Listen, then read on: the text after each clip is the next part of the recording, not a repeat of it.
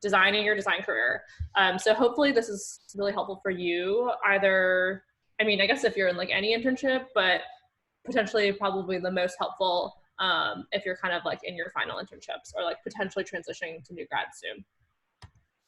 Oh, why is my keyboard not working? Okay. So here's a quick agenda. I'm going to tell you a bit more about me and why I'm talking about some of these things. I'm also going to answer some questions that are probably top of mind, especially for people that might be more on like the graduating horizon. And then I'm also going to do an interactive workshop that'll help you set goals and to make the most out of whether it's your first internship or your last internships, but it's also something I think you can take into your career too. And then finally, I'm going to answer any other final questions that you might have at the end that might be left unanswered.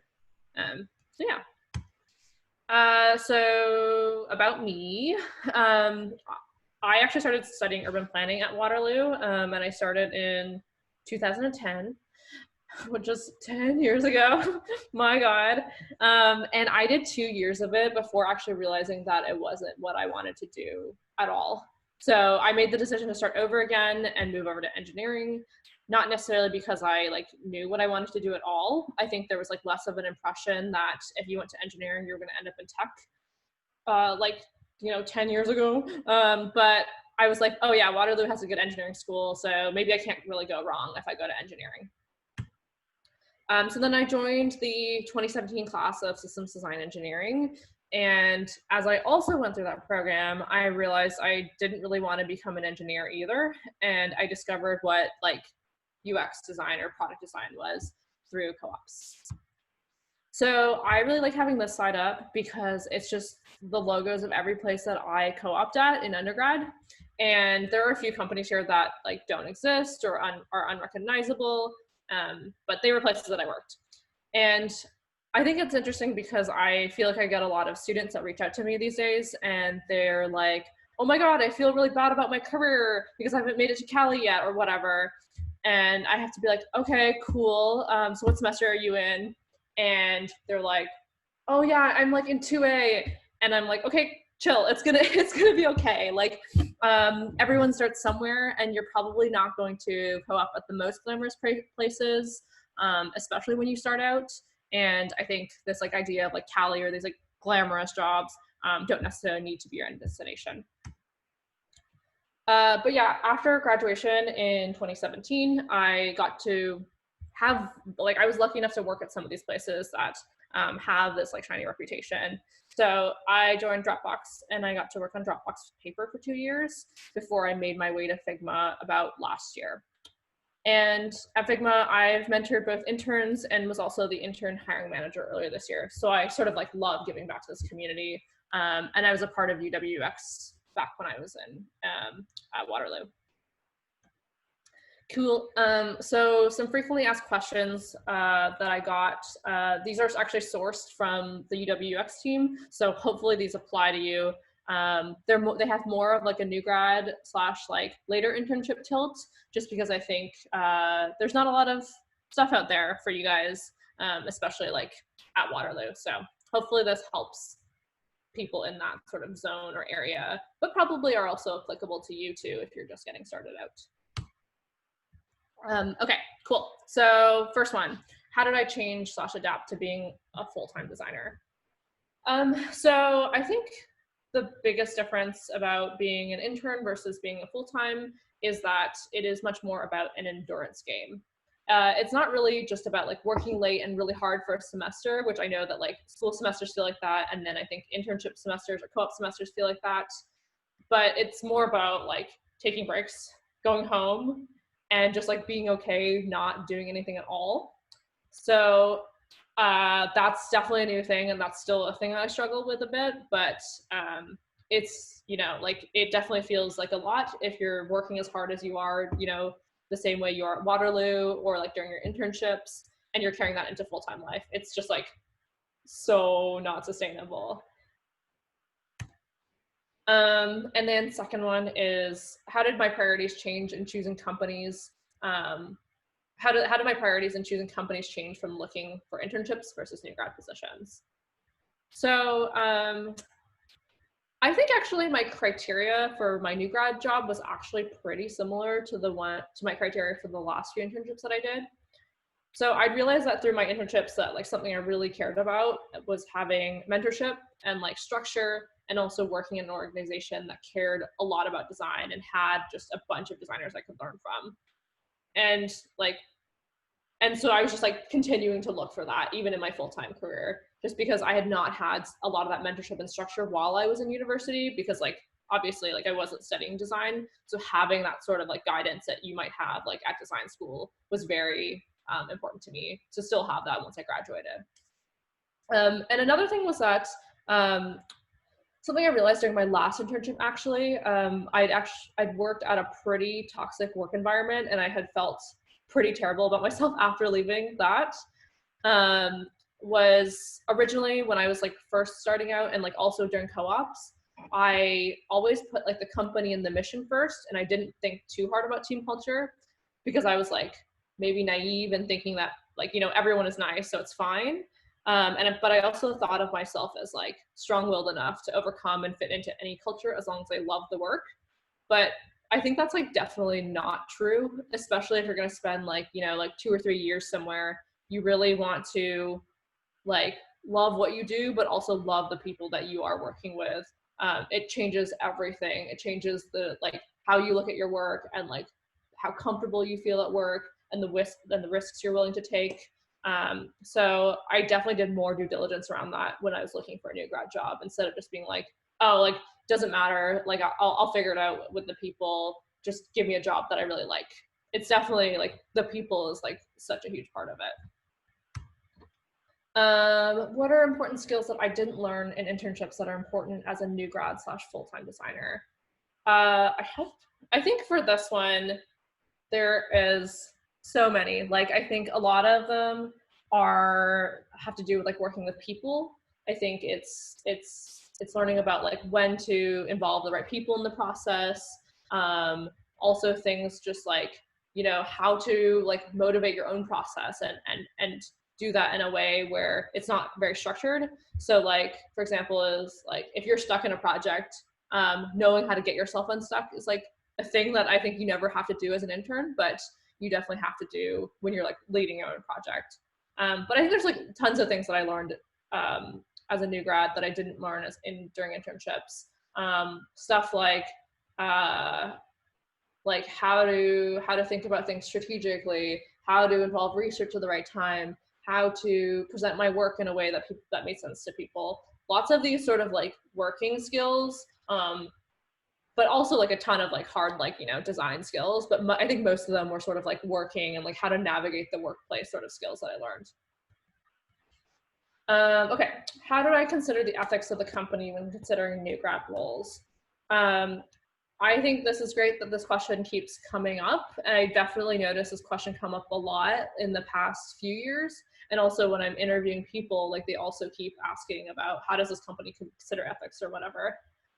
But I actually don't really think I ran into this dilemma a lot when I was looking for new grad roles. I think all the places that I had gotten offers from were not in that weird contentious zone of ethical stuff, because they just like didn't work in those spaces. So like Dropbox is like sort of okay because the product problems don't really run up against any of these contentious zones, and they just like avoid them completely. I do think though, like I was like kind of picky for new grad roles. Like off the bat, I had actually never applied at Airbnb or Uber. And this was before like the Susan Fowler or like Super Pumped stuff. It was just because of like my background in planning, and I felt really like weird and conflicted about what these companies were doing to cities. So I just decided I don't think I could be motivated to work there for like 2 or 3 years. And I think for internships, I wasn't as like ethically concerned, TBH, because I was just sort of like thirsty for the experience, I think. But I think for full time, I really wanted to work at a place where, you know, I would feel comfortable owning big projects that contributed to the mission, and like knowing that I have to like show up there every day and be excited about what we were doing. Do I think the industry is resistant to hire and mentor new grads? So I actually don't think the industry is resistant to hire and mentor new grads. I think that I think that overall the industry, like especially the tech industry and the design industry, is a lot more willing to like mentor and like build a community around helping, especially new grads and interns.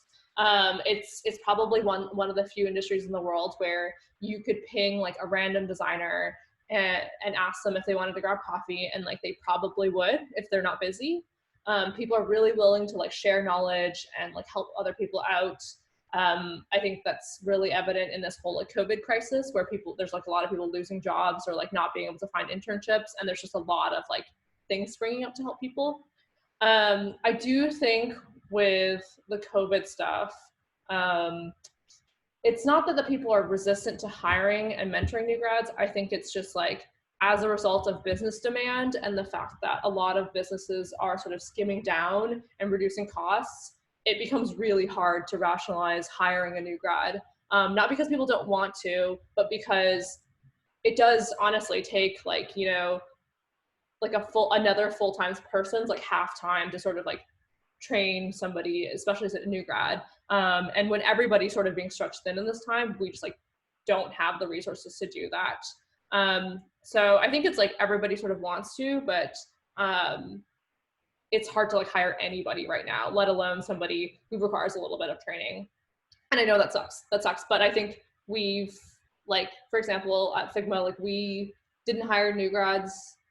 We haven't really hired new grads actually at all, just because we've had so few designers that it's sort of like we wanted the first like, you know, 4, 5, 6, 7, 8 designers to just be people that could like run off and go on their own.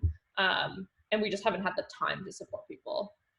So it's not that there's like a lack of like want or need. I'm sure there's like lots of people who will like mentor you. It's just hard to find those, to have those positions at a company where, you know, business comes first. How do I feel about design now? Well, before, design was definitely my hobby because it was the thing that I like did in my spare time outside of school, because it wasn't what I studied, like most of you guys. But now design is work, and I actually don't want to do design outside of work because it's kind of like too much of one thing. I still like love it, sure, and I'm really glad I'm doing this, and I like my job. It definitely feels like a really good fit overall, and I have like no regrets about that. But I definitely think I'm a little bit less optimistic about tech, and I think I have a hard time associating myself to the industry sometimes. Yeah, it's just, I think there's just a lot of tech and a lot of design already in my life that I don't really feel like I want to do it too much outside of my job. What is the most difficult challenge I faced in my career after graduating? I think I alluded to this a little bit earlier, but it's working with people can be really hard sometimes. And in particular, like working with people that you might not actually work super well with. I think it's like different when it's a school project because, you know, it lasts like 3 months, so you can just like be passive aggressive about it the entire time and it's okay. But when you are working in a professional situation where, you know, your success, it depends on somebody else's, and you have to see them every day and work with them for like 6 months, you can't just like be passive about it. So I think it's just like learning how to do things like give feedback and like resolve conflicts. I've worked with people who like sort of eventually got let go, and I just like didn't know how to help them and how much burden I should put on them versus myself. But basically, like, yeah, I've been in situations where, you know, my PM like wasn't doing that great of a job and our outcomes were tied together. So those were just like hard things that I had to learn how to do around like giving feedback and sort of, you know, like working with my manager to figure out what to do. So yeah, that's a hard thing that I think you don't really have to deal with in an internship. That is like the reality of having a job. How did my career goals change? So coming up with my own career goals was like what I had to do. I think like before, my career goals were very much like, oh, I just want to intern here, or like I just want to graduate and work at here as a designer. I think what's hard about graduating is that after that you can really do like whatever you want, and there's no like standard track of like becoming a designer, because after graduation, like designers all have like pretty different profiles as they progress in their careers. And you know, like it's like everyone's skill set starts to like really differ, which is like a good thing, I think. So you have to like figure out how to do that and what you actually want instead of like what people tell you you want. So I think one thing was like, you know, I like naively thought I wanted to be a manager, but like I actually don't really care about that as much anymore. And like, I guess as a design specialty, I think for me personally, I think I've stayed more on a path to become much more of a generalist, instead of a specialist, which I think is probably unsurprising to a lot of you guys. But yeah, this was what this workshop will be about. So I hope you're ready to decide what your career goals are with me. Great, cool. So there is a workshop portion of this. Okay, I haven't like totally ironed out how I'm gonna do this, but okay, actually I'm gonna keep going, but as a heads up, there is a workshop portion of this. You can participate in this if you'd like. It's basically a Figma file link that I will share with you guys, and we can hop in and you can do it with me if you want. But if not, you can just like watch other people do it or just listen to me talk. So I'll share that in a bit.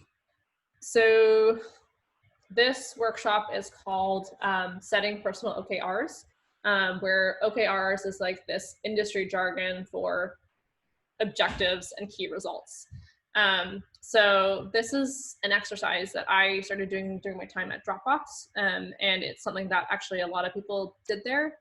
Like I actually don't think this technique works for everybody, and in fact, like most of the people I worked with like didn't really do this, even though it was suggested.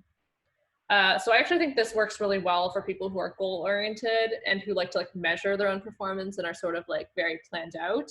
And I think given what I know about the people who graduate from Waterloo, I think this actually probably makes sense for a lot of you guys, and I think you might like it. I don't know. Cool. Okay. So should I share the template? No, actually, I won't share the template with you yet. Okay. So this screenshot here, these are my actual like OKRs from 2018 that I used at work. But I've also written these for my personal life too. So hopefully this ends up being a framework that you could apply to the time frame of like maybe an internship or a school semester. So if you have goals for a semester or like your first quarter working as a designer full time, you could do this. But I think it works perfectly for a semester, so you could do this while you're in school. So it's a framework that I like, but why do I like this? I like it because it's lightweight, it's structured, it's helped me just like learn a lot of stuff that would have taken me a lot of time to like learn and figure out how to learn actually. And it's targeted areas of improvement that I had from performance reviews. And it actually helped me make like really huge gains and get promotions that I wanted basically. It's also really ambitious and it holds you accountable to like a really neat framework that packages up really well. Okay, so this first column in this table is the objectives column. There's basically 3 columns here. There's the objectives, the key results, and this like end quarter grade. And I'm gonna walk you through sort of each column and what they mean and how you can sort of construct it. Cool.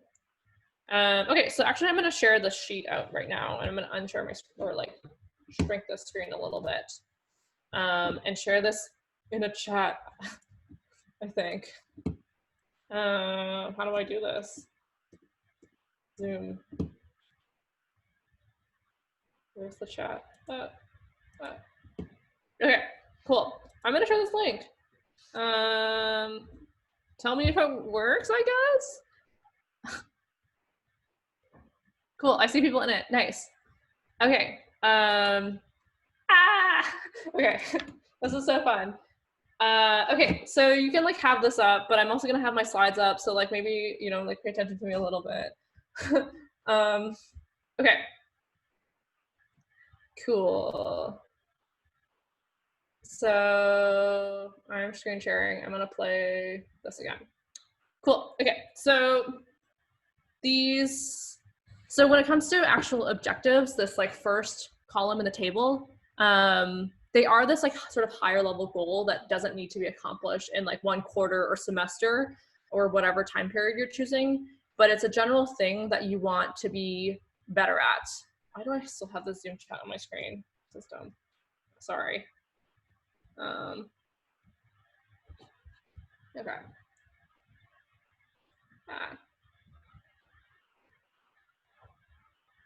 Okay, cool. Yeah, so this objective is a high level goal, and it's a thing that you should hold and have for maybe like, you know, a few quarters or a few semesters or something. And it's like not really, it's sort of fluffier, and it's unclear like what the end goal is or like how you actually achieve it. So like I said, they're high level directional goals. Am I missing a slide? Maybe. Okay, my computer's being super slow, I think, because this Figma file has 1 million people in it. Okay, so I have these on the sheet that you guys are seeing, but there's an area where there's sort of like a group of, there's like 3 different buckets of goals, or of like product design skill areas.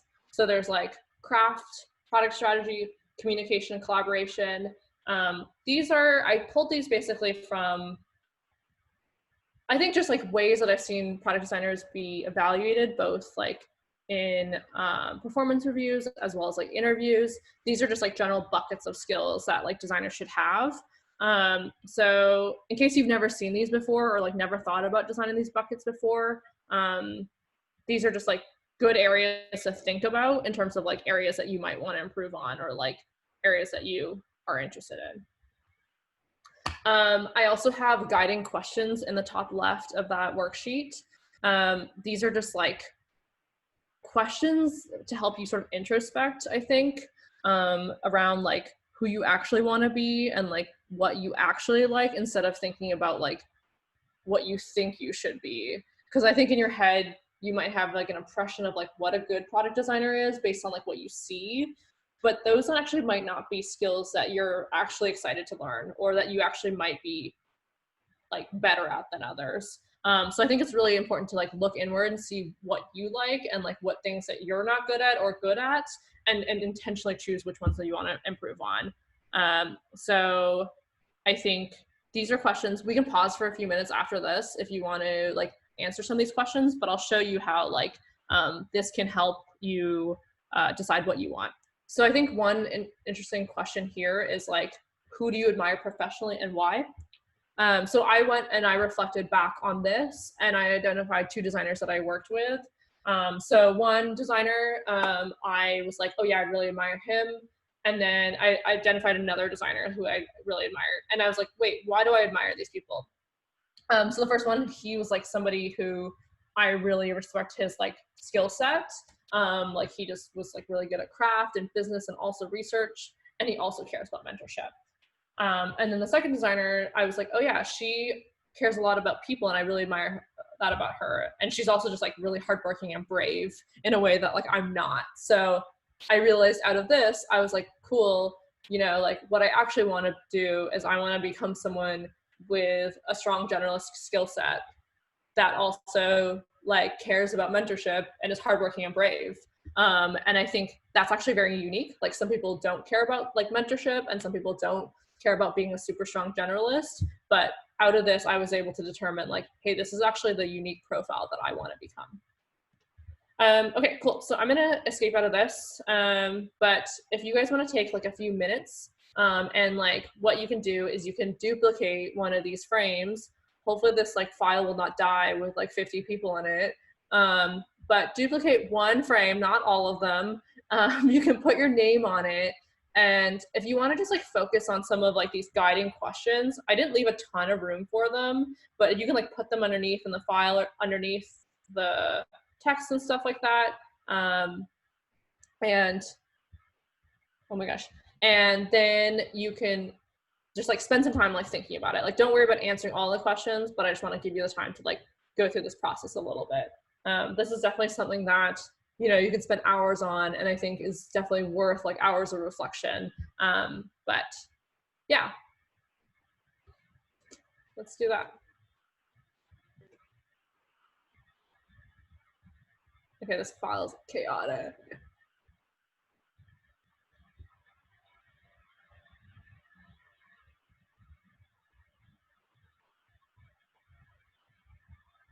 I actually don't know if this is going to work super well. If the file is too laggy, there is a link to a template that you guys can click on here, and you can duplicate your own file and like do it on your own. Also, if you like don't care about sharing it or anything. Yeah, I guess we did reach the maximum 50 editors, lol.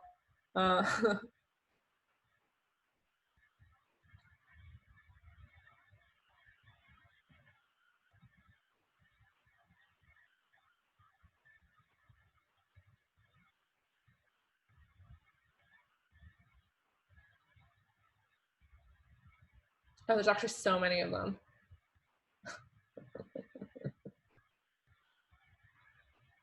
Ridiculous. Hey everyone, for those who don't have access to the Figma file that Jenny posted, I posted another one in the chat, and you should be able to duplicate Yeah, that file. thank you. Thank you. And also ask any questions that you have in the chat as well. Yeah, yeah. Should I play some music? You don't have to. I think we're just gonna pause here for like a few minutes. I think there's just a lot of stuff going on. I'm also happy to like answer questions and just talk through this if anything. Because I don't even know how you're gonna edit this file right now. I can't even like zoom into it.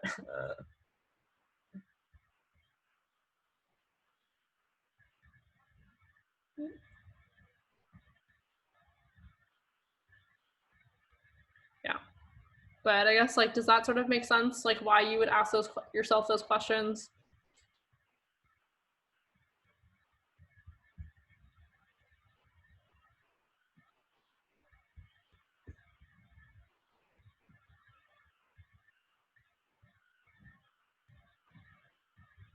Cool. And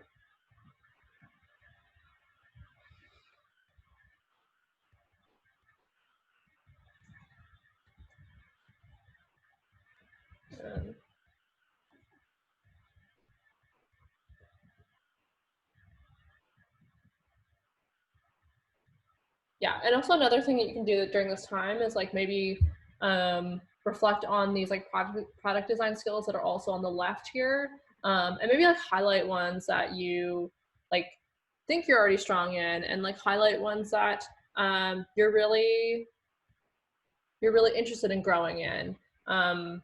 Just because this is another way to just like think about design as a career instead of just like having some sort of like generic impression of what design should be.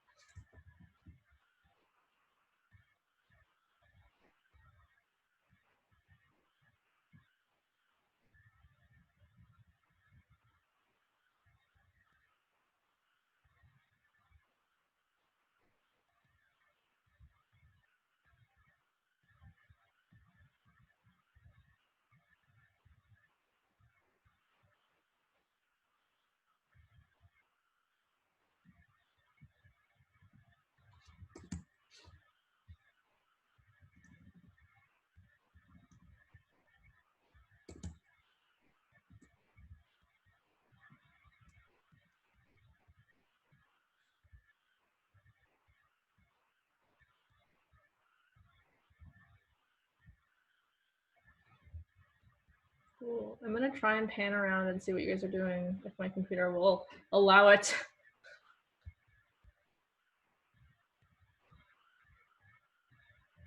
Okay. So You don't have to like actually write the objectives and key results yet. I'm still gonna go over what those exactly are. But I just wanted to give you guys this time to like reflect. Like you don't have to do it in this file, but maybe if you want to just like spend some time and like do and like write down in like a notebook or something like some of the answers to these guiding questions. That's okay too, because that will just help like build up the rest of the table. And I think just generally are good questions to ask you that I like had never thought of asking myself before I started doing this thing.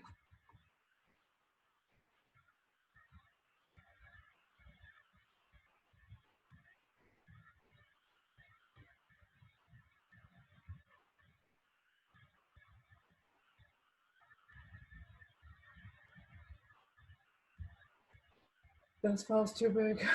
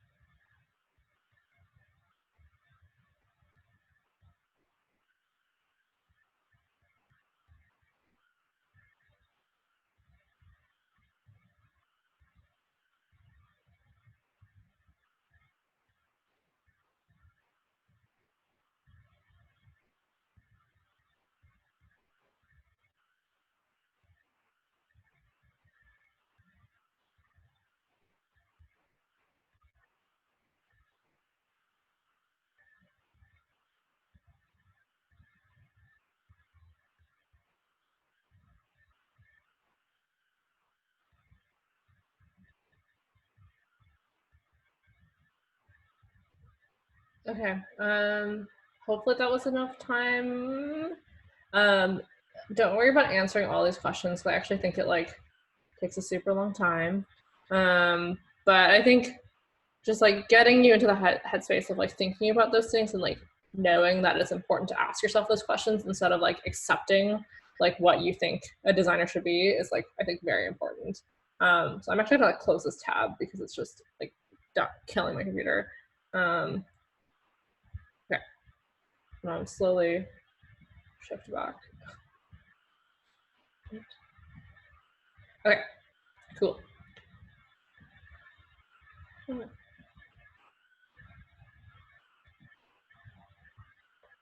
Okay, cool. So thanks for bearing with me and doing that. But so now that you've like answered those questions, like maybe you started to like notice some questions, some patterns in the things that you want or like aspire to be, or like things that you want to get more of. So with those like questions that you've answered or like the areas that you select on the left side, what this can do is like help you formulate these like high level goals or objectives that are in that like first column of the table underneath where it says objective. So like here's some examples. I think these ones are probably ones that apply to you guys, and I think definitely would have applied to me at some time. That are things that fall under like a good under the like the bucket of like good objectives.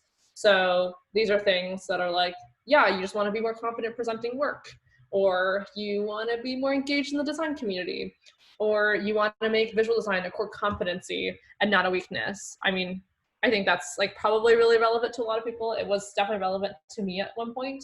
But yeah, these are sort of like fluffy. They won't necessarily, it's not necessarily something you can accomplish in 3 months or something, but it's something that you'll work at for a while and aren't really like a thing that you can just like check a box for. Cool. So then on the other column of the table, there is like a key results section. And that there is these are things that complement the objective. So there are ways that you're going to achieve the objective, and they should be completable within like the timeline that you set. So for this exercise, say the timeline is 1 semester. They are like just clear actions that will get you closer to the objective, and you probably have like 1 to 3 per objective.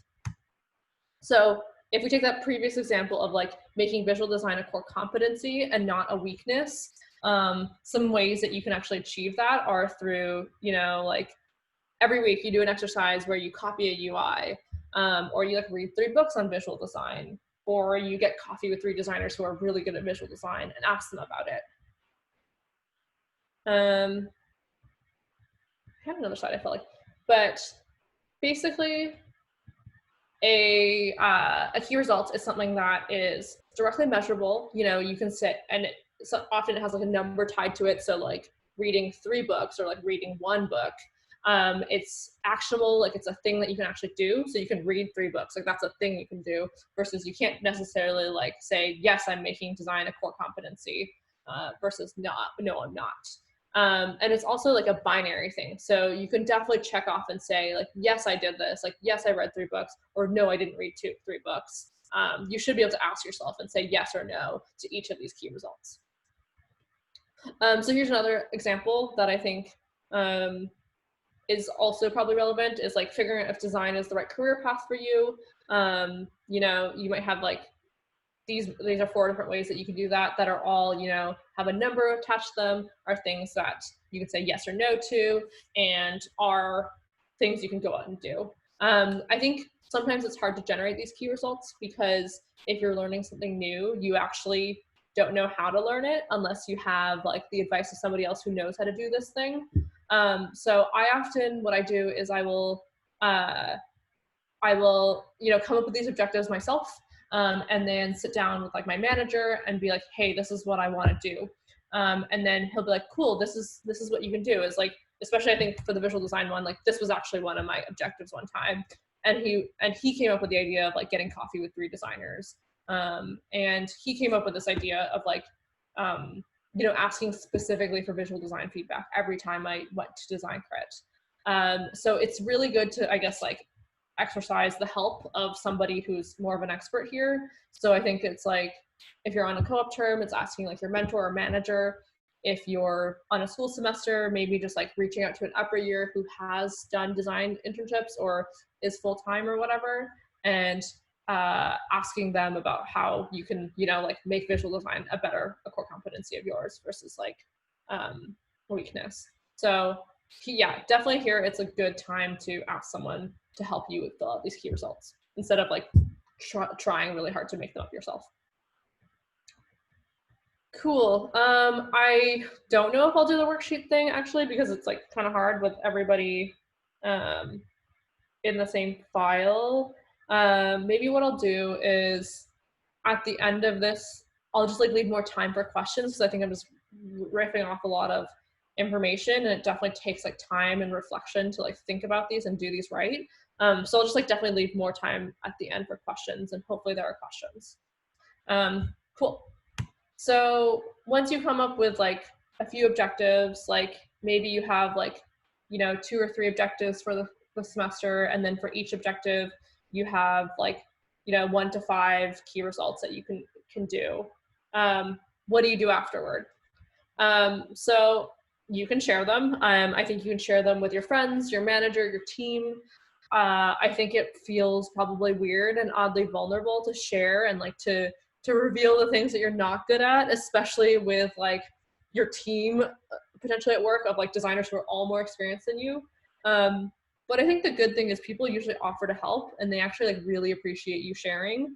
And I think it spreads this like culture of sharing your learning goals. So I've definitely had it in scenarios where I've shared it with my team, and then other people are like, oh, that's really cool, I'm going to share mine too.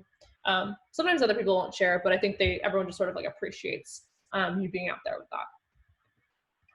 And then this is for people that are like more on the full-time range, but I think this is also helpful for interns, is if you're working at a company with a career ladder, you can basically map your objectives to the company's career ladder. So if you're not familiar with what a career ladder is, basically most companies, and I think especially like the larger ones, they have this like, it's technically just like a rubric. It's similar to like how you would grade someone at school, that they use in performance reviews. And they're basically like the skills that the company cares about, for you to have. And you'll usually get feedback specifically on those categories. And then usually when it comes to like promotions and the way they work when you're full-time is that you need to basically excel in each of those categories at your level before you get promoted. So one thing I do is like, if I'm like looking to get promoted, then I will take the categories that I got feedback on, that I was like weak on, or like things that I needed to improve on before I got promoted. And then I would map those to objectives and figure out ways to get there. That way I can be like very targeted about the things that I'm doing and get to like the goals that I have. But I think a good thing to know here is that even if you're an intern, you can ask to see this career ladder just to understand what it's like to be full-time, and understand how maybe you as an intern are being evaluated compared to like a full-time person. Most companies have them, and most companies will be like pretty chill about like showing you them.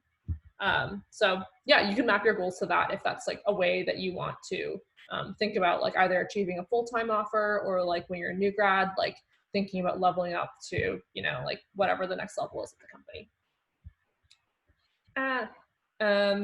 Another thing to do is that you should definitely create a plan to complete your KRs, your key results, just because they can be a document that just like lives statically somewhere, and that's like no good, right? So one thing I do is like create weekly actionable ways that I'll achieve them.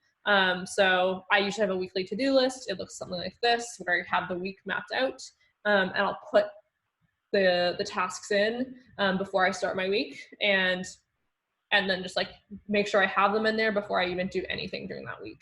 And another way to do this is just to create calendar blocks in your calendar. So if you are supposed to get coffee with 3 people, make sure you schedule 1 coffee every week, and try and do that. Another thing, this is like the final thing that you should do, is like bookmark them, make sure you're like looking at this document every few weeks, and then check in, make sure you have a time to check in, whether it's halfway through the time period, so like halfway through the semester or at the end of the semester, but do make sure you check in. And what you can do is like keep yourself accountable by having like, if it's during a co-op, like tell your manager about them ahead of time, and like, at the end of the semester, like show this document to your manager and like walk through it together. I think it's important to, it's okay to do this with your manager. Like you should definitely make sure that it's not a thing about like evaluating your performance. It's more about keeping yourself accountable to complete these. I do this with my manager all the time, and it's not about my performance. It's just us talking about what I want to do. And I think it's like a good thing, and not like if you like don't follow through on these, I think it's like important that you're not going to get like reprimanded for them. So I think when it comes to grading these, definitely grade them, and you kind of have to be like kind of harsh. Like you have to say, I did this or I didn't do this. So for example, one of the bullet points I have is to generate 5 different ways to solve each interaction problem. And if I had only generated 3, then I would say, no, I didn't do this. They have to be pretty,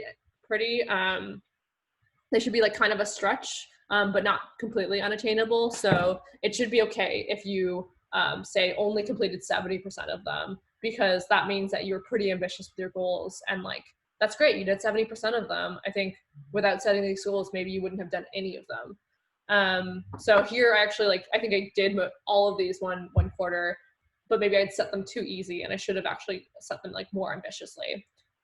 So yeah, it's important to, make sure that once you create this, you're checking in all the time, and you set aside time to like evaluate yourself. And a good way to do that is to, do them with your manager, or I don't know, if you have like a friend who's also doing this, maybe you guys can do it together. Okay, cool. So just a summary of what objectives and key results are. So an objective, the thing on the left side, is a longer term goal that's like hard to measure and it's like much more ambitious. And you should try and keep these the same over a few semesters. So if you do this every semester, try and hold the same ones. You can definitely change them if you decide your goals are going to be different. But when you're setting them, you should aim and be like, yeah, this is something I want to work on for a while, and I probably won't achieve for a while. Key results, those are the tasks in the second column. These are actionable, binary, and measurable ways to get to your objectives. And you should definitely seek out help, whether it's from a manager or like somebody who's a more experienced designer than you, in identifying what these are. And you should aim to like have about 3 of these for each of the objectives that you come up with, because there are 3 different ways that will help you get to this long-term goal. And definitely consider changing these every semester. Like if you find that some of these techniques work for you and some of these don't, like give up the ones that don't. But also like if you're actually advancing and getting better at the skill, then you'll probably want to change up the types of things that you do to get better at it. Cool. Those are the takeaways from this workshop. Hopefully that makes sense, but I have no idea because I can't hear or see any of you. I don't know why I added the slide, but I made this slide deck originally back in like November or something when I was going to do this in November, but then I got sick. I thought this was funny. I don't know, but it's timely, I guess. Like, I hope you all stay safe. And like, I know there's a ton of pressure, especially to be at Waterloo, to like, you know, like always be planning your future and always be thinking about the next thing. But like I said at the beginning of this, when I was answering like those FAQs, I think an important thing that I've learned after leaving Waterloo is that like your life does not need to be like your job, and it shouldn't be. And there's a lot of value in just like not doing anything. So I don't know, take care of yourselves, especially during this time. I put this here before I knew about COVID. So I don't know. I don't know how I foresaw that. Okay, cool. Let's do a Q&A, I think. I can see the chat now, so if you guys want to pop them in there, that's okay. If not, it's also, you can like say it. That would also be human and nice too. I don't know how to moderate that, but that would be nice. Cool. Yes, of course, you're welcome.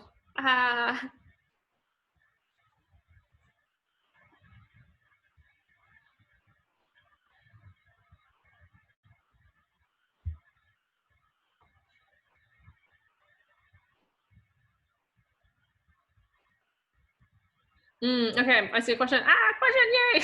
I was like, I'm gonna wait the awkward silence and see if anybody asks. Oh, presenting NDA work and job interviews.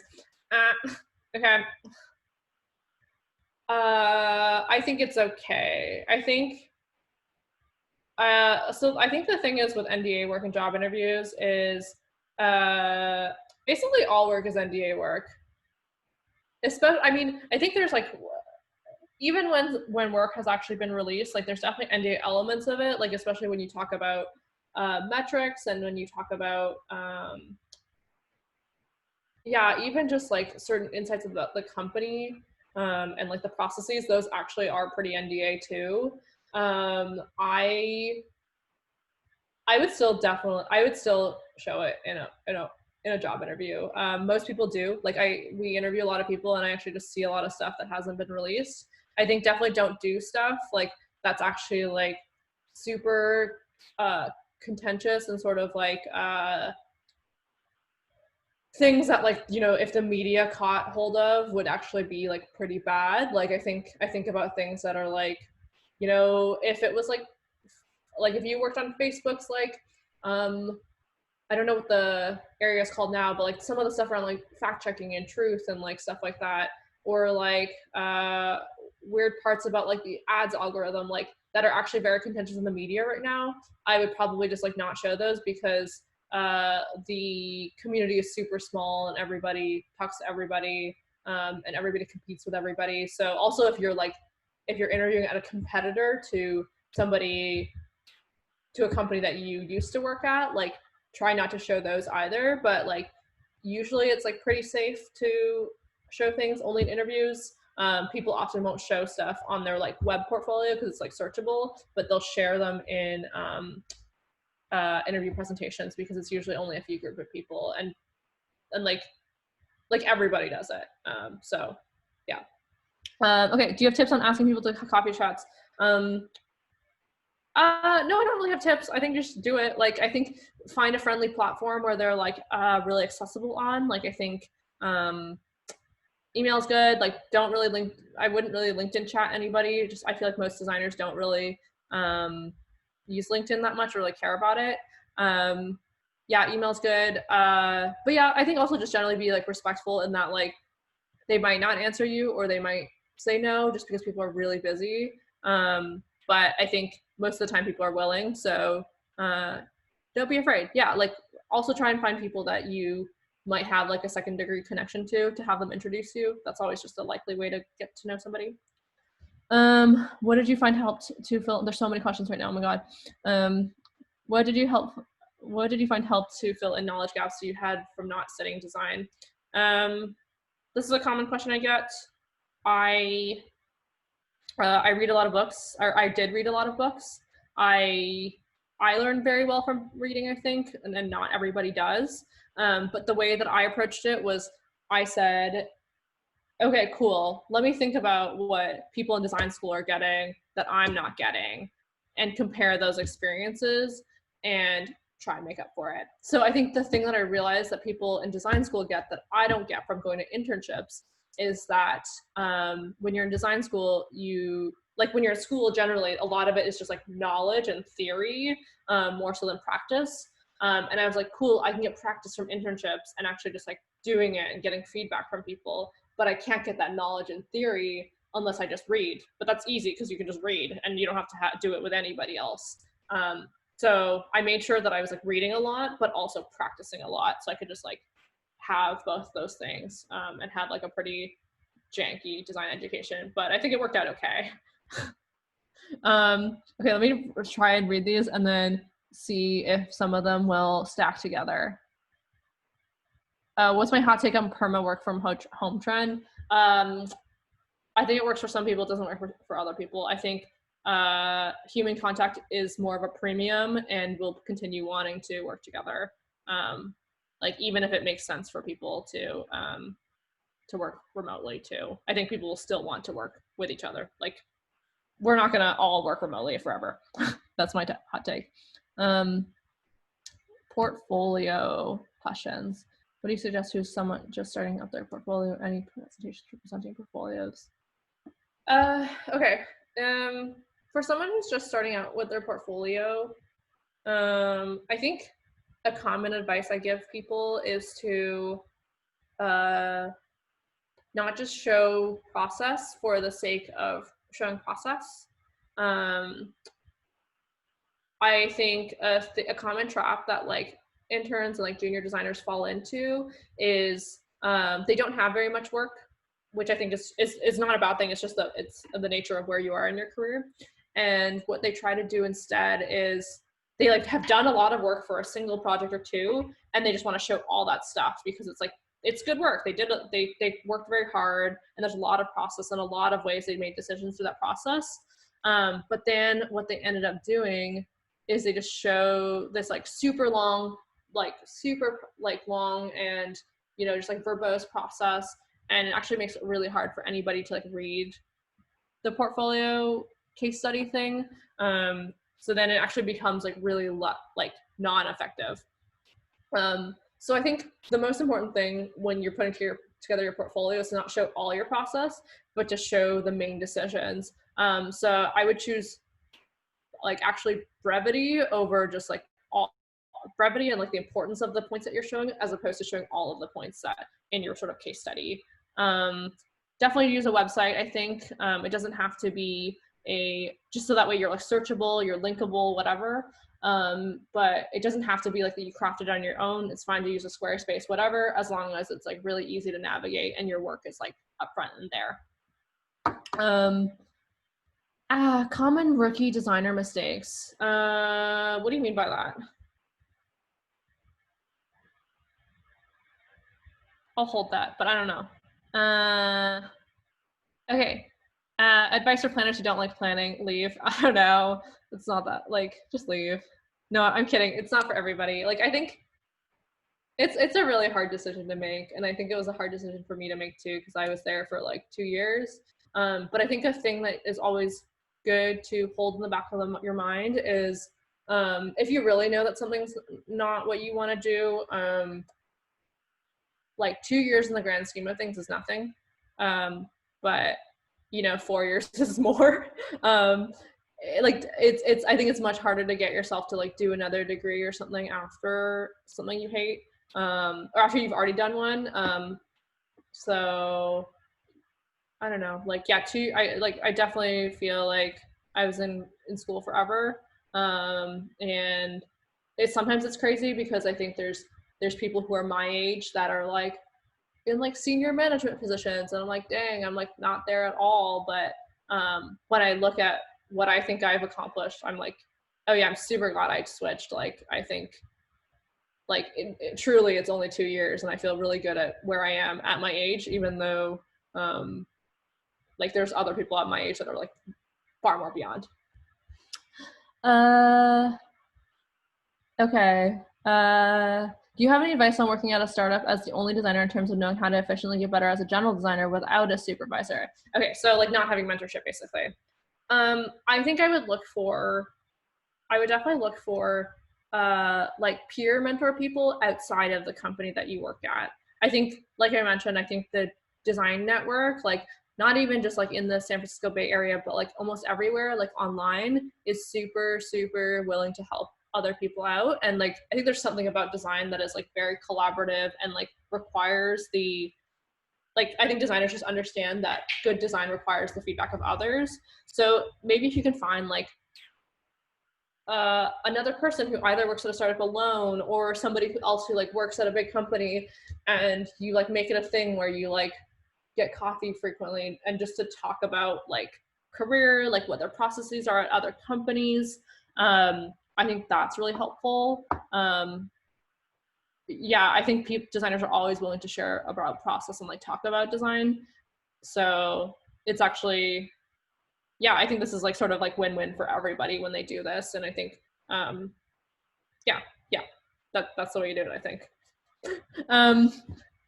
I think that answered your question. Cool. When you hired interns, after interviewing candidates, what helped you decide who to choose, or what's something you look for in an interview? What stands out to you?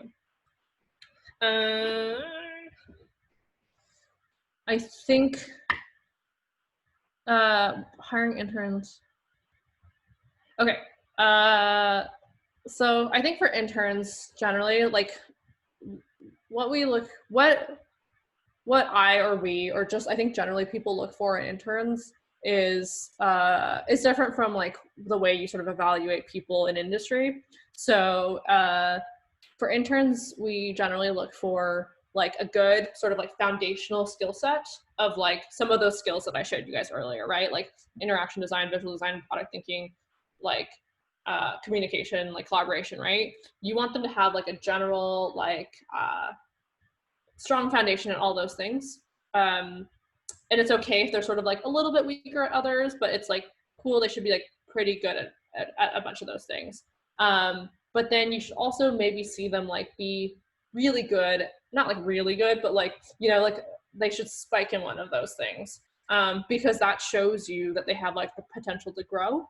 And yeah, and then it's also like there's like something interesting about that. I think other things we look for that are good are people who are like self-motivated as opposed to not, just because I think, again, that shows you like, room for growth and the potential for growth. So yeah, that's basically like the standard skill set that we look for, versus I think versus I think where industry hires, you usually are like looking for someone very specific. So like when you're hiring a senior designer, it's like you're usually hiring for a specific team. Like, so if you're hiring for the mobile team, you're looking for, a senior designer who has like a certain number of years in mobile design, has also maybe worked at a company similar to yours, and is also been a manager before, something like that. Like looking for someone who's more senior is like a very specific profile, versus like looking for like an intern or a new grad is just like having someone who meets a bar, has like one or two like spikes, and has a lot of like shown potential for growing. Like you have to sort of be able to prove that in the past they've grown really quickly to understand that they will also grow at your company.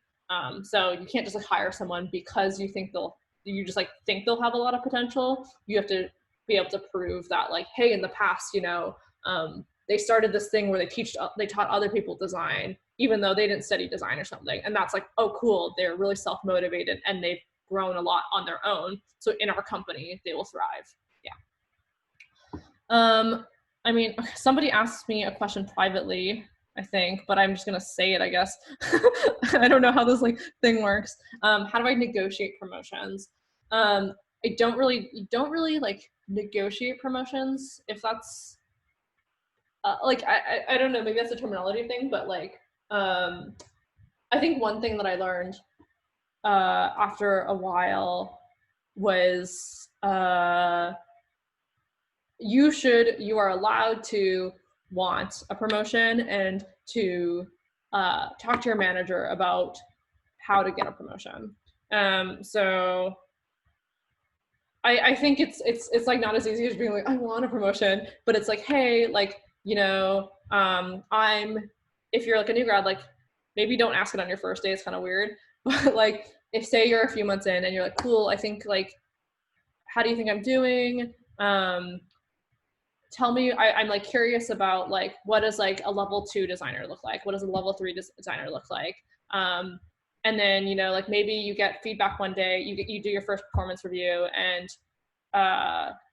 you're probably not going to you might not get promoted on your first performance review, but you're like, cool, like, let me know, like, this is really good feedback, but let me know, what do I need to get to level 2? Like, what's the difference between me and level 2? I'm really interested in like becoming that pretty soon. So can you tell me what those skills are, and can we work together to help me get those skills? Because I care about getting promoted.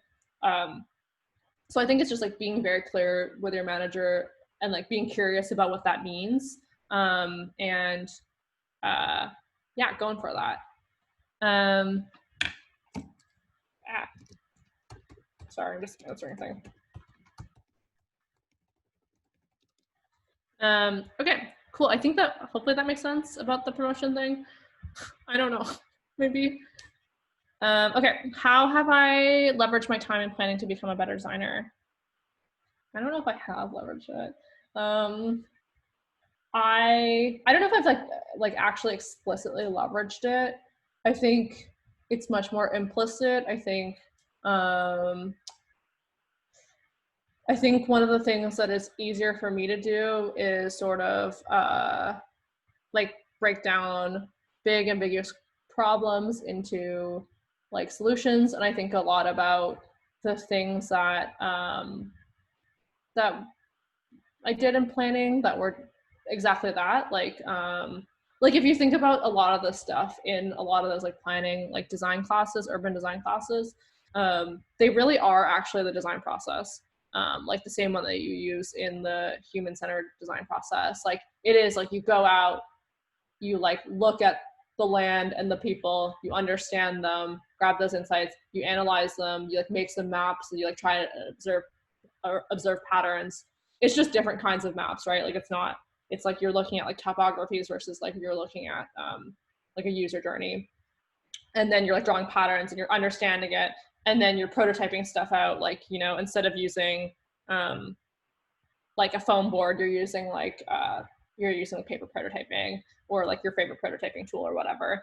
And then you're sort of like iterating on that to get to, and like you're also talking to people and you're getting to a final solution. So I think it's like good for that. I think planning is good at building communication skills, which I think is very important as a designer, is just like presenting your work, getting critique, knowing how to deal with that critique. Yeah, I don't think I've necessarily leveraged it, but I think it definitely has been helpful in terms of like building my own sort of like problem solving and communication skills. Yeah. Do I have any tips for running remote ideation / brainstorming sessions? I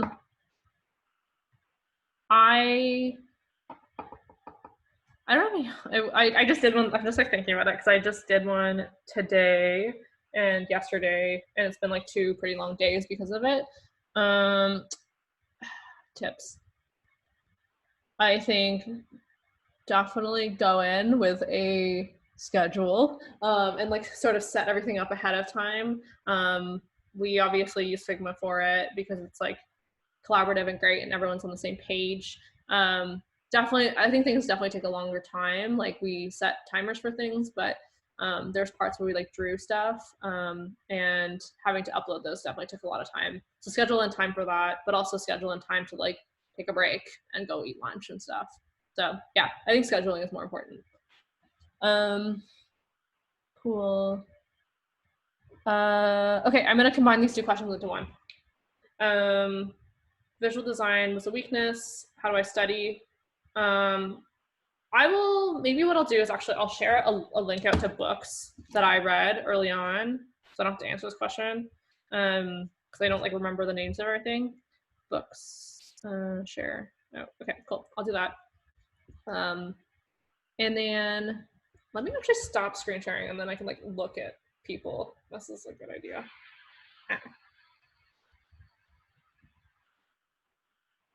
Okay, cool. Hello, great.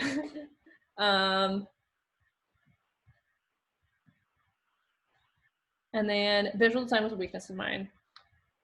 So I actually didn't really do those UX exercises, but I think people in the past have told me to do them, that this is like a way to do it.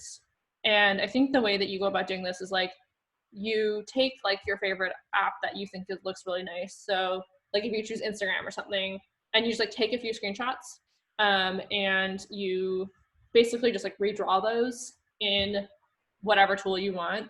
And just like, just like try and remake it as perfectly as you can, like trace it, like that's okay. But I think what that does is as you're doing it, you're thinking about like why you would try like this rounded button versus this other rounded button. And maybe as a result of it, you're riffing off of it. And I think what that does is it builds a muscle for you to like look at stuff, think about it critically, and understand some of like the reasons why people would have made a lot of these like micro decisions.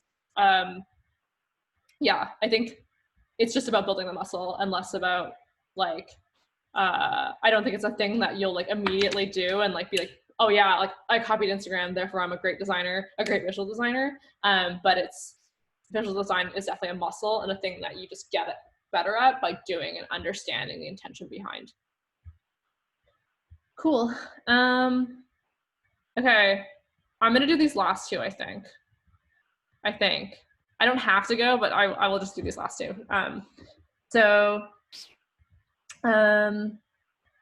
What are your thoughts on living in the US and especially SF versus being in Canada? Do you see yourself staying in SF long term?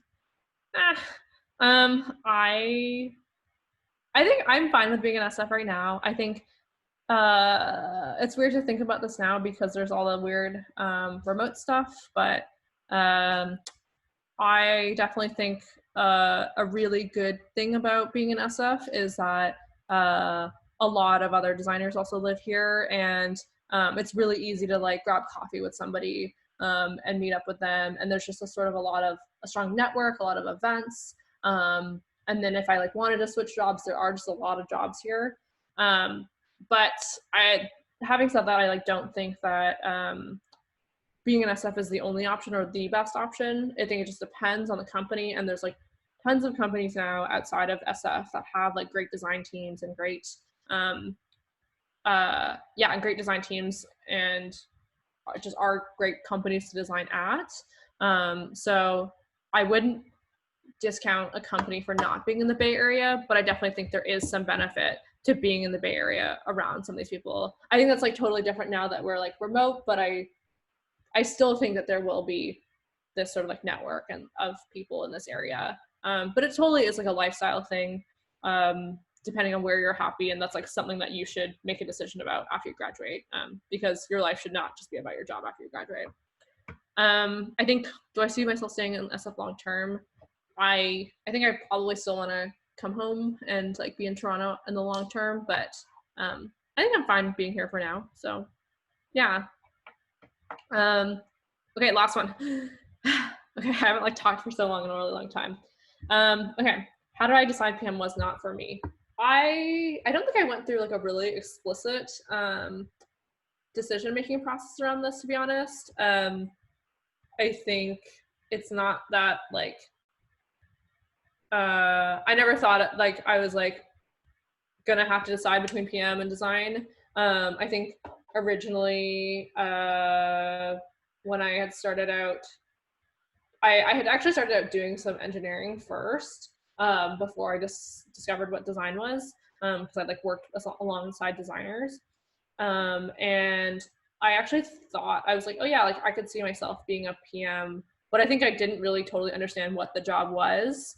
And I think after a while I just like did design and I was like, oh, I like this. And then I never really thought about becoming a product manager because I was always like, oh yeah, if I wanted to do this in the future, I probably could just do it and switch. But I think the more and more I learn about being a PM, I'm like, I don't actually want to do that.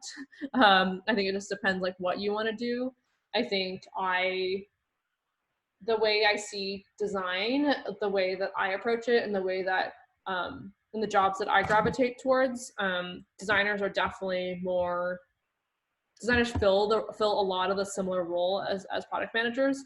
So I see myself like the way I work actually like overlapping a lot with PMs. But then I just like don't do the parts of the PM job that I don't want, that I don't like care about. Like, so for example, I love the areas around like doing research and actually thinking about the business and some of the data and the metrics that form the problem and form the scope of what we're doing. And that's usually stuff that I do with the PM that I'm working with. And I think about those things deeply as I even like design, you know, and like prototype and stuff like that. But then when it comes to some of like the project management and like thinking about who's going to do what when, and thinking about like communicating the project to like the entire company and stuff like that, and making sure that leadership agrees, I like don't like doing that stuff at all. So that's just like the part of the product management stuff that I'm like glad I don't have to do and I like avoid as a result of like my job. So that's how I've sort of thought about those two things.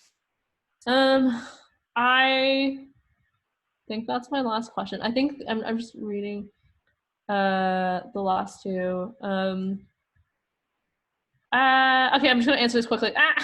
Okay, need to design. I love visual design aspect, but how do I practice and get experience for the user research aspect of it? That actually was like pretty easy to get the research aspect. I think just if you, I think whenever you do design, it's super easy to just reach out to like 5 people and ask them and get them to walk through it and have them talk about it. There's like tons of books that you can read about methods to start getting into this. And it's usually pretty lightweight. You can just like think about how you can send out surveys like at the beginning of like a project to sort of understand the scope of things. There's definitely like a good way to do this or a right way to do this, but I think just even reading like a crash course book on like research. I think there's one called like Just Enough Research by Erica Hull or something. I don't know, Erica something. She works at Mule Design. And just starting to do that on your own and starting to build that muscle. And then that way, like when you actually go work at a company where there are researchers or whatever, you can like learn from them, but you have like a fundamental in your head. I don't really know if I have suggestions for presenting portfolios. Tell a good story. Similar to what I said about writing a portfolio is don't share everything, just share the most important decisions and share the decisions that were unique to that experience. And like make it nice. I think it's like actually super important that it is like visually beautiful, even though it's not always about like them evaluating your visual design skills. I think actually in both cases, like your portfolio and your web portfolio and your presentation portfolio, if you can spend the time on making the artifacts actually beautiful themselves, obviously like not more than the actual work itself, like of like doing the project, but I think people are just biased towards beautiful things. So if you can make them like beautiful and spend the extra time in like putting your mock-ups on a colored splash, it's really helpful because you're like looking at the portfolio or like you're looking at your presentation and like inherently people are judging how beautiful it is. So I think it sounds really bad and dumb, but like that's kind of the reality of it. Yeah. Hopefully those were all those questions that I could answer. Yeah. I guess we can close things out. Cool. Okay, thank you everyone for coming. I hope that helped you get a better understanding on how to set some career and design goals. If you want to unmute and give Jenny a clap, you can do that now, or I'll just do it. And thanks, Jenny, for doing this. We always love hearing from you. And thanks for answering all those questions as well. And I also posted some links in the chat right now. So you can see a link to join us on Slack where some of the questions that you asked can be answered by a huge design community over there. And there's also a feedback form for this talk. And please fill that out. It'll help us get better at our webinars and talks. And then we also have another event coming up next Thursday that's about intro to freelancing. So if you want to sign up for that early, then please do so. And yeah, Jenny, do you have anything to say, or should we close it out? No, I think I'll drop some of these things that I was talking about, like these resources, as well as like the template that I was using today in Slack, if y'all are gonna be in there. So yeah. Sounds good. Okay, Cool. everyone, I'm gonna end the meeting soon. Goodbye. Thanks for having me. Thank you.